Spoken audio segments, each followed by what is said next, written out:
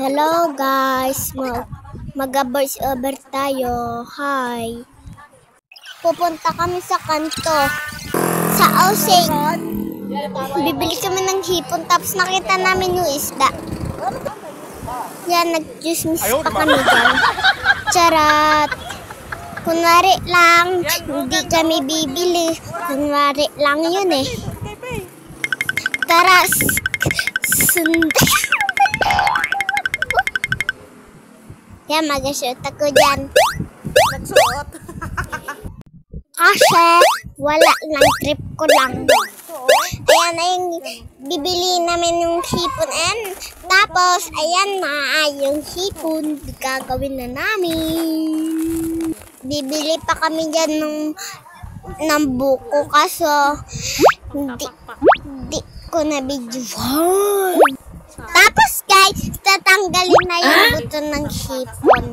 Ay, nagkamali ako, balat pala ng hipon. Ayan, naging pagalo na. Mekas-mekas na ensan. Alam nyo ba guys? Tapos guys, meron akong pinto. Ayan na. Iniwa na ni Tita Mami yung sibuyas na yung nakakaiyak. Gusto niyo bang marinig yung kwento ko?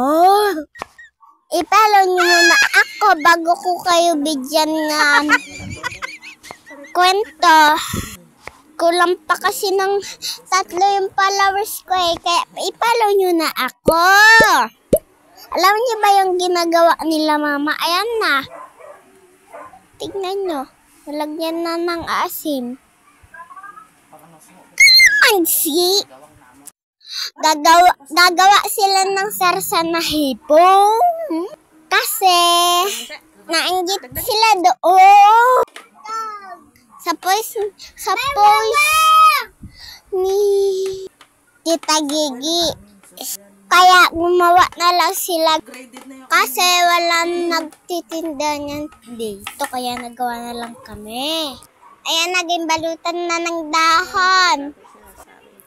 Saging. Kasi walang dahon na hinog dito. Bale-bale karga ulit na niyog pala. Kaya daw na lang ng saging. Pwede naman. Basta gusto. Daw may paraan. Sabi nila. Charam! Niluto na namin guys. Di ba ano naman yun? Ayan na. Luto na. Okay na. Tingnan nyo, pareho lang sa dahon ng niyog. Tapos, kinain na nila yan. Kasi ayaw ko yan eh. Sobrang anghang. Ito na yung pinto ko. Makinig kayo.